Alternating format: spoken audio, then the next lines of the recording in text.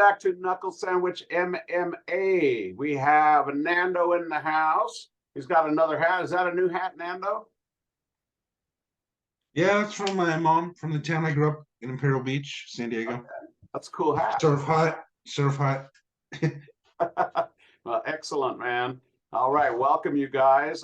We are going to be discussing UFC 289. It's taking place in Vancouver, Canada. After watching all the interviews the last couple of days, Nando, they seem to love Vancouver. They say it's a beautiful place to visit. So sounds good to me. All right, guys. Yeah, start off. Go ahead. I mean, it was nice when I visited. It was nice when I visited there. I was there for a day. Yeah, you were there just just recently, right? All right. Yeah, we were in Vancouver. We were in Chinatown. Okay. Was it cool? Did you eat there? Yeah, we were further from where we thought we were, so we had some really good Chinese food. But yeah, it was pretty good. We tried to find this Japanese hot dog place that's yeah, it was good. All right, guys. So we're going to start from the top of the card because we have a main event with Amanda Nunes versus Irene Aldana, who was a late replacement because of an injury from Julia had an injury, right? I think she broke a rib or something. Right. Pena. And but they were originally supposed to schedule Aldana for Nunes, and then they switched it to Pena, and then Pena got injured, so the drama continues. Now Aldana is more than happy to step in and go for the gold. And then we have a co-main event with Charles Oliveira versus Benil Dariush. Should be good, but the whole card is pretty stacked. A great card. Going to be a lot of action on this one.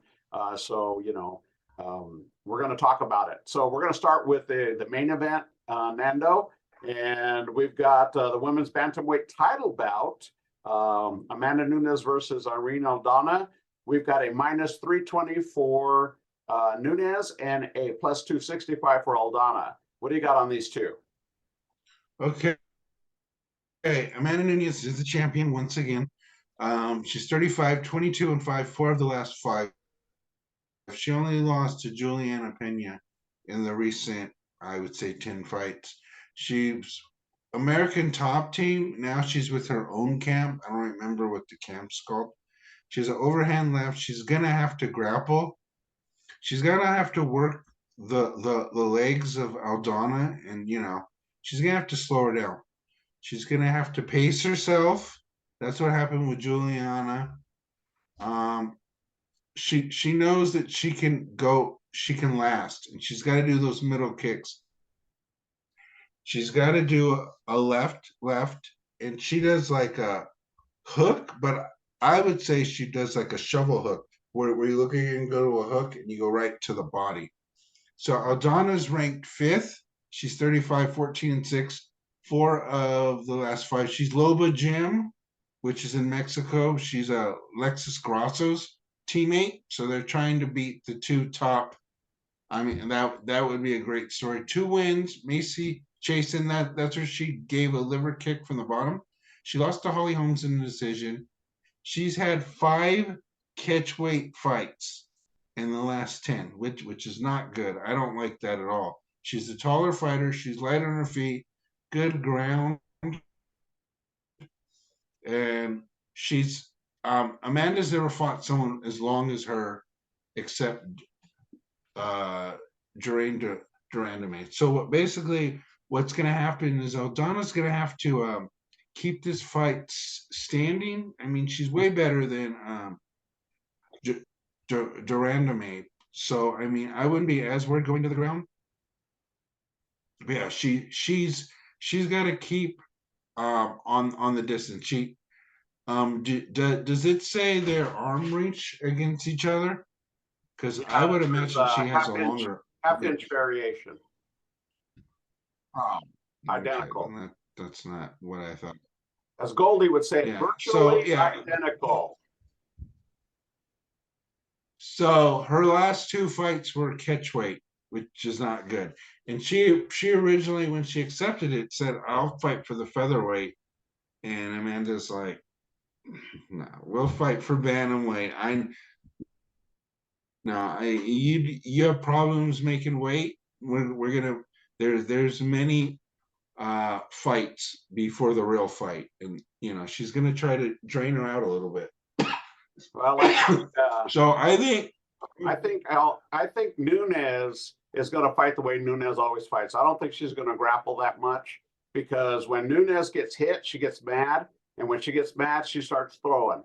They throwing down, and I think Aldana is going to touch her up. They're both good strikers.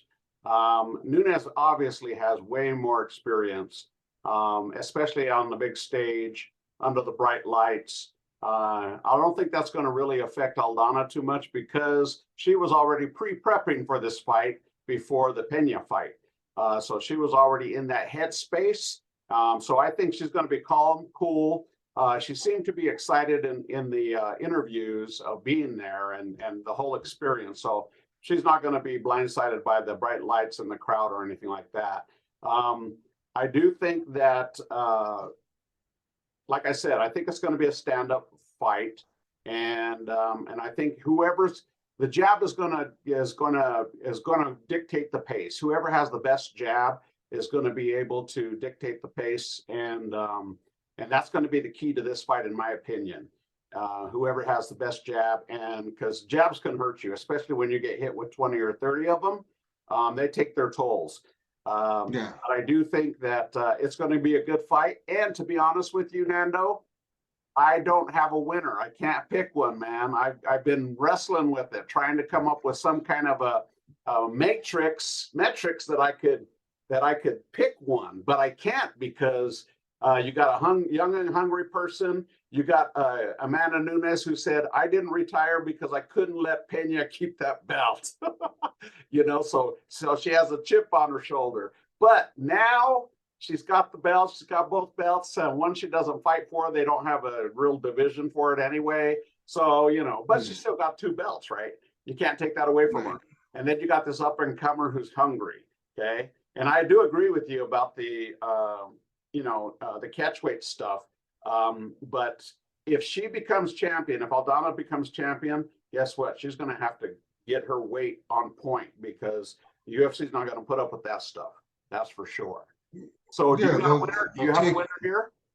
I'm going to go with the underdog. I'm going with Aldana. I think Aldana can do it. And if she wins, that will be the greatest story. Two people from the camp beat these two women that are supposedly unbeatable, and then their gym will just, and I really think she's got a good matchup. I think that of all the people Amanda Nunes fought, I was thinking Joanna May was going to be the one that was going to beat her because she's such a hard puncher and she's so crazy. But Amanda Nunes just took her down the majority of the fight and ground and pounded her, let her get up.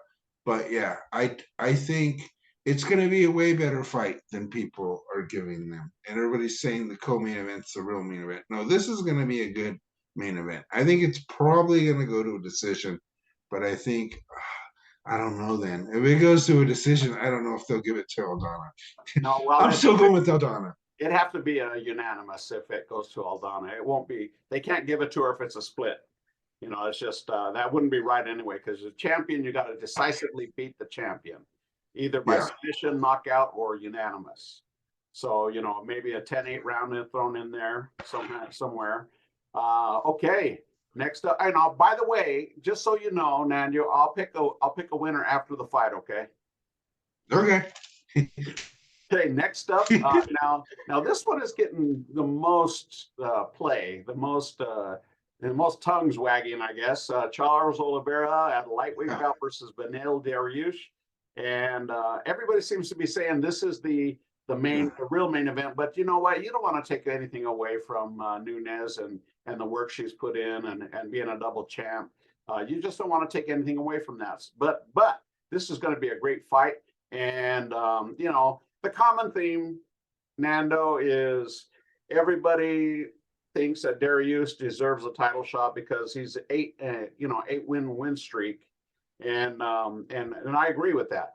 And we talked about him before, where he has to build himself up. He has to make himself heard because they'll forget about you if you don't make some noise. And he's starting to do that a little bit, but he's doing it in a very classy way, in my opinion. He's not just becoming brash and talking a bunch of crap. He's just making a lot of sense, but he's weaving the story together, and that's what people want, and that's why more and more people are jumping on his side. Now with Oliveira, you cannot discount this guy. Okay, he's a beast. He's a monster. He wants to strap back too, and they've got some things to overcome. I believe that Oliveira has more to overcome than Dariush as far as trying to get that belt back, because of the way that he lost the belt. And I think he's got as far as the mental game goes, he's got a lot more to wrestle with than Dariush. And what's your thoughts on this one? I think Oliveira is still ranked number one. Dariush is ranked fourth. Charles Oliveira is 33. 33-9, 11 of the last 4. Diego Lima is his camp. His last loss was Islam. He's a 3rd-degree black belt. He has wins over Gaethje, Chandler, and Poirier, Ferguson, Kevin Lee. He started as a grappler. He lays on his back too much. I think that's going to be a bad idea against Dariush, because Dariush saw what to do. Islam showed him just go in there, and he has a rubber guard. He mixes it between traditional jiu-jitsu and rubber guard. He has a straight right to a left hook. Now Dariush is 34. He's 22-4, 8-fight winning streak. King's MMA, Brazilian Jiu-Jitsu, has wins over Gamrot, Ferguson. Rafael Cordera is his coach, and he used to be the founding member of Shoot Boxing, which is Oliveira's camp.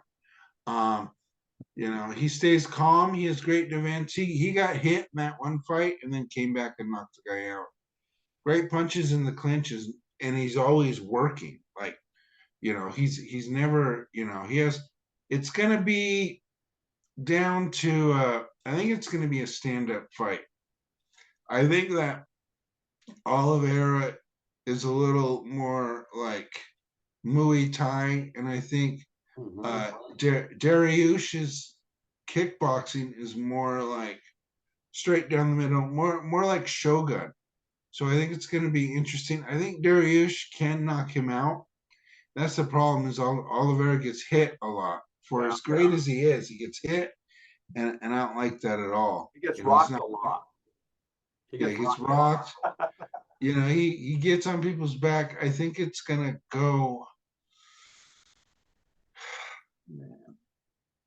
I don't know. Like, this is very tough because it's so. I'm gonna go with Oliveira. I think Oliveira's grappling's gonna win it, but it could go either way. It really. I don't think it's gonna go all 3 rounds, but it could go either way. Well, what do you think? I think that, as I mentioned in the first fight, the jab is going to be the key on that fight, on who's dictating. I'm not saying who's winning, but who's dictating the fight. This fight, I'm saying that the leg kicks are going to dictate who dictates this fight. Who's got the better leg kicks? And Oliveira's got some mean leg kicks, man. Got some mean leg kicks. And I think if you mentioned you think it's going to be a stand-up fight, I think if Oliveira starts hurting Dariush with the leg kicks, it's going to go to the ground, because to stand there and take those is foolish anyway. And then you mentioned Oliveira liking to be on his back. I think people are catching up to that. They used to be afraid of it, to go down to the ground with him, because he's going to tie you up and he's going to choke you out, submit you somehow. But now that same game plan doesn't work anymore. It's just like, okay, we're getting educated on, like you said, how Dariush knows how to handle that, and he has alternative methods to get out of and scramble out of those kinds of dangerous situations. But he's not afraid to lay on Charles Oliveira, because most of the fights that Oliveira comes up against, they want to get up and get away and get it back on the feet. Dariush is different. He's not going to do that. He'll stay on the ground, especially if he's in a good position, and he'll transition, and he'll keep Oliveira on the ground. If it goes to a decision, it's going to be ground control, and I think it's going to go to Dariush. So I'm going to pick Dariush on this one. Huh, yeah. I mean, you're probably right. I had a point, but I forgot what I was gonna say. Yeah, you're probably right. Oh, that's what I was gonna say. I think Oliveira, it's gonna be like what you said about the Russian. You're gonna know in that first round if he's there or if he's not there. Yep. Oh, or Orlovsky. It's gonna be, yeah, that first round. If he's not doing well, then it's probably not gonna be his night. See, I called it with Arlovsky, huh? Yeah, I was watching it. I was like, dang, Alex is right. I was sitting there getting dinner ready, and I was like, oh my gosh, he's Well, right. if you're fighting in a different country, which they're fighting in Canada, of course, so they're going to have their Canadian fighters on there. They've got Mike Malott at welterweight versus Adam Fugit. And this one is, let's see, they've got Mike Malott at minus 205 and Fugit at plus 175. What do you got on these two? Mike Merlot, like you said, is from Canada, 9-1, 5-fight win streak, team alpha male, black belt in jiu-jitsu. He's a contender alumni. Great counters. He beat Mickey Gall. Overextends. His kicks are kind of wide. He when he goes into the guillotine, he just drops all his weight. It's like dead weight. As soon as he gets to guillotine, he's not like trying to push. He just drags this person to the ground because he likes the guillotine where he's on top. So he likes to just drag you to the ground and try to get on top of you. Fugit, 34, 9-3, 4-5. Art of War went over Kineshido. He needs to clinch. He has long punches, but he needs to get the clinch and get him against the cage because like Malott is really good at stalking, and those kicks are really good, and he just kind of yeah. So I would try to clinch and try to not give him so much room because Fugit works better in the clinch and when he's got somebody in a tight space. So I'm going with Malott. Okay, that's a good analysis. I like that. One of the differences is Fugit has a 4-inch reach advantage, so he may not get do the clinch thing because his arms are quite a bit longer. 4 inches is a significant reach. But you know, I agree with you with the leg kicks and the kicks from Malott. He's got to get. He's either got to keep a long distance and lunge in. Fugit does and lunge in with those punches, okay? Because he does have 4 inches, so he can step back just a little bit to get out of the kicking range of Malott. But then he's going to have to lunge in, which leaves him open for a counter as he rushes in and tries to throw that punch. And you're not going to really, you can't do the jab from a distance either. That's going to be a problem. Okay, so he's going to be setting it up with the jab and then try that long, you know, at least keeping a distance. So I'm going to keep your distance, Malott. See where my fist is right there, and then boom, he's going to have to come over that way. I don't know about his cage work. You may have to educate me on Fugit's cage work. I haven't seen much to where that's an advantage to him or not. But Malott moves well. He moves around well. And so I think that's going to be a difficult thing. But I'm going to go with the underdog on this one. I'm going to go with Fugit because I think that reach is going to, if he uses it right, it's going to come to his advantage. Okay. All right, let's move on here. Oh, this next one I'm super excited about, man. This is a featherweight bout. It is Dan Ige versus Nate Landwehr. And they're both, let's see. The odds are Dan Ige minus 250 and Landwehr plus 210. So there's a little bit of a gap there between these two. What do you got on them? Dan Ige is ranked 13. He's 31, 16-6, 205, Extreme Couture and AKA. He's wins over Damon Jackson. He had a 3-loss skid decisions. Black belt Brazilian, just good grappling, great punches in the back, control. He needs to lead. He's not good off of his back foot. Landwehr is 34, 17-4, 4-5. MMA Masters, 3-fight winning streak. M1 Global Featherweight Champion, 3 performance of the nights. He needs to mix it up. Will his power be the difference, though? That's the key. Like, I mean, I don't know.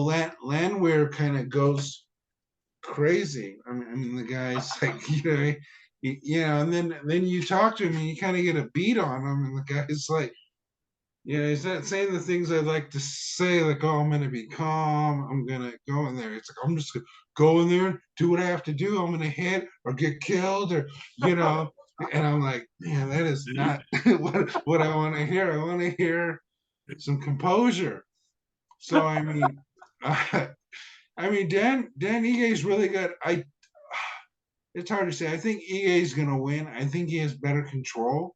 He gets the back, and rather than try to take the guy or submit him, he just tries to take punches from the back.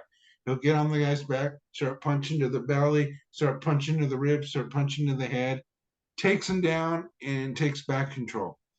So I think that's gonna be the key. I'm gonna go with Ige. I like Ige a lot.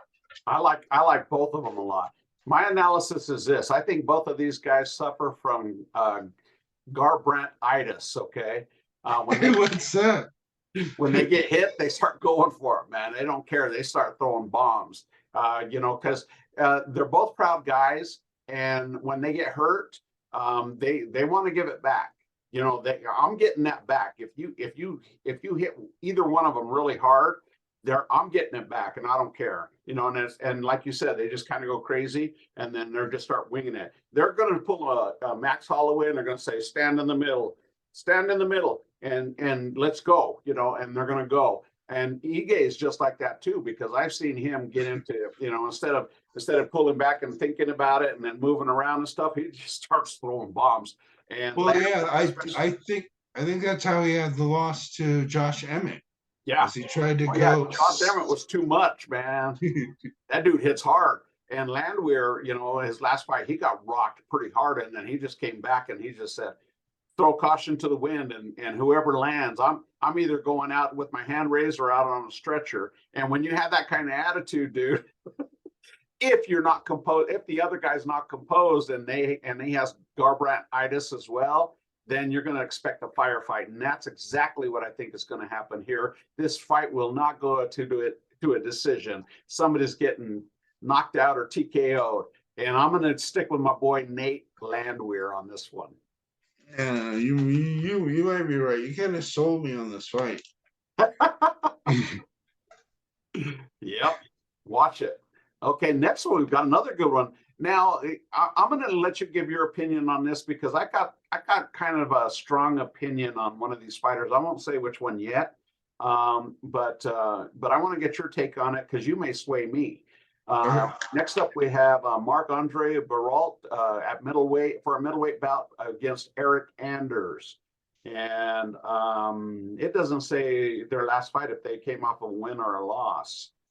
But the spread isn't too big. We got a -145 for Baralt and a +125 for Anders. What do you got on these guys?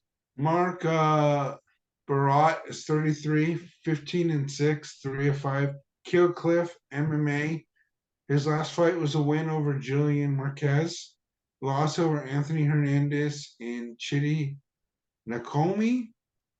He clinches to the elbow, hard punches, likes to keep the fight against the fence, which is good. Eric Anders is 36, 15-7, 2-1. Fights with Ready MMA. Wins over Kyle Dawkins. 2 losses. Young Park, New Camp, and this might be what you were talking about. This is a new camp. He's with Cejudo. This is his second fight. So this is where we see the progress. This is what I say. The first fight is kind of like, second fight is where you see if this camp is the right camp for him. Mm-hmm. His heavy punches, he mixes his wrestling together, and I think that's what Cejudo's going to try to do. I think Cejudo sees the way he fights, and it's kind of like you need to kind of, you have to have like a pace, like you said. He's not he sticks to a game plan, but he doesn't have like a game plan if things go wrong. He has to have one that goes to the other. He has to have wrestling to punches, punches to kicks, and he kind of, if something works, he just goes with it, and then that's what happens. His opponents usually, you usually see it, and then the second round they take him out, and that's not a good thing. And I think but Barat is a good fighter. He goes against the fence. He has these clinches where he grabs them tight, boom, elbow. And I think that's gonna, we're gonna have to see how good of a coach Cejudo is. So I'm gonna go, because I haven't seen the progress yet. I'm gonna go with Mark Andre. Okay. That's good analysis. He is great against the fence, pushing his opponent against the fence, Barreau. And I don't want to use this word because here's where I have the problem. I don't want to use the word, but I can't really think of another word to say what I think about it. And that is, I think Eric Anders, when he gets pushed against the fence, he gets lazy, and he doesn't really try to fight and move away from the fence. He'll stay there, and he catches a lot of shit. Pardon my French. I didn't mean to say that. He catches a lot of stuff, elbows, and Burrell's got elbows, and he knows, and he's got the fence. So it's almost like this perfect storm for Burrell, right? If he gets him against the fence. Now, again, like you said, if Cejudo's camp is giving Anders some way to escape and different techniques and stuff like that, because I think he gets a little bit bummed out when he's against the fence and he can't get away, and then you just kind of seen him not give up, but he's just not trying that hard. Like I said, gets lazy. I'm sure that's not the wrong word or the right word, but that's what I got. And I do think that this is going to be a finish. I like Eric Anders a lot, but I think Barreau is going to manhandle the crap out of him. Yeah, I hope not. I hope. So I think if he loses this, they might get rid of Anders, which I don't want. Yeah, he could be gone. Okay, this next one is a sleeper scrap, a sleeper hit. It's going to be fantastic. We've got Nazardine Imavov at middleweight versus Chris Curtis. These guys are both heavy hitters. What's happening? Okay, he's French born. He French born. He lives in Russia. Ivanov is 28. 12-4, 3-5 MMA factory. Lost to Sean Strickland. Wins over Joaquin Buckley and Shabazian. Aggressive, nice boxing. He picks his shots. Good control, long shots. He trains with Ferdinand Lopez, Cyril Gane's trainer. And when I was watching, I was like, oh, he has a style like somebody. And then I looked and I go, oh, okay, that's why he has that good like Dutch kickboxing of Cyril Gane. Chris Curtis, 35, 30-10, 3-5. Extreme Couture, lost to Kevin Gastelum. Wins over Joaquin Buckley, lost to Jack Hermanson. Loads up for his shots, great wrestling and defense. He trains with what's the crazy conspiracy guy? Strickland. Sean Strickland. And Sean, I mean, those two together, I don't know. But I do like Chris Curtis. He hits hard. He has great wrestling. He's kind of hit or miss. You know what I mean? He's getting better. but I'm an off. I like the way he cuts the cage. I like his kicks. I like the long shots. The yeah, I think I'm gonna go with Imanov, but Chris Curtis could hit him with a crazy punch. And the crazy thing about this fight, Nando, is both of these guys move forward. Who's going to be on the back foot? Okay, that's the loser right there. Whoever, mark my words, when you watch this fight, whoever's on the back foot's the loser. They're going to Okay. lose. Okay, because these dudes are going to come and they're going to push, and whoever loses that little bit of confidence and gets on the back foot and fights the rest of the fight on the back foot is going to lose. I like Chris Curtis, and I think they both have pretty good head movement. Really good head movement, as a matter of fact. They don't take many humongous shots to the head. But I'm going to pick Imavov as well, just because I think he's going to force Curtis on the back foot.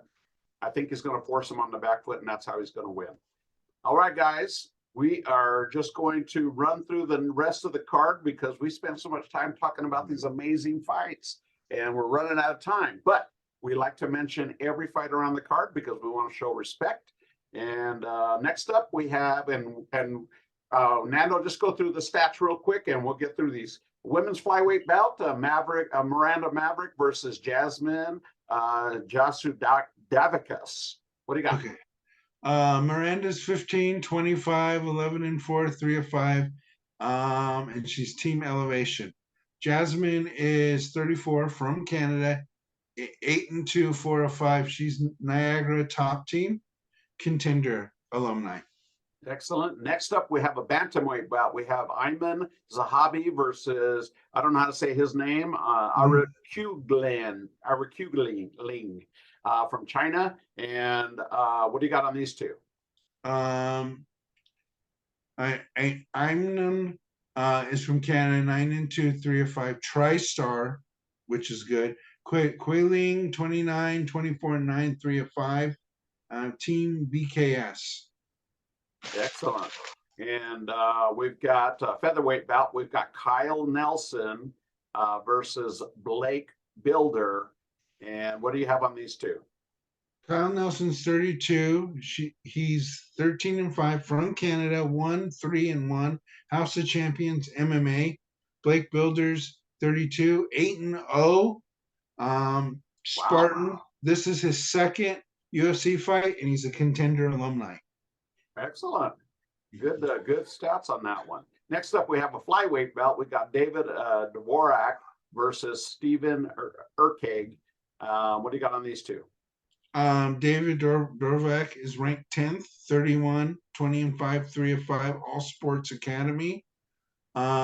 Steve Urag is 27, 9 and 1, 8-fight winning streak, Wilkes MMA, and this is his debut.